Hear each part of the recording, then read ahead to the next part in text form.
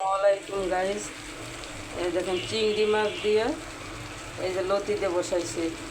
সকালে আরও লতি বাঁচতে পারিনি, এই জন্য অল্প একটু রান্না করছিলাম। এই যে এখন এই দেখেন এই যে বসাইছি চিংড়ি মাছ দিয়ে লতিতে বসাইছি সবার জন্য। এই যে চিংড়ি মাছের লতি, যে যে চিংড়ি মাছের লতিতে খাইতে পছন্দ করেন,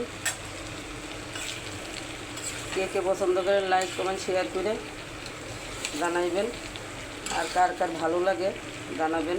এই দেখেন ভিডিওটা এই যে এক হাতে লাগা দিচ্ছি, তো এর জন্য ডোমাটা উঠে কালারটা নষ্ট হয়ে যাইতেছে। এই দেখেন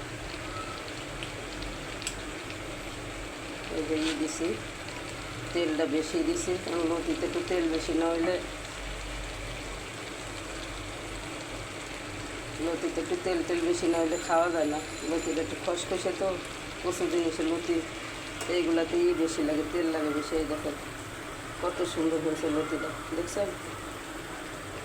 যে দেখাবে চলে আসেন, সবাই দাওয়াত রইল লতি খাওয়ার, চিংড়ি মাছের লতি খাওয়ার জন্য।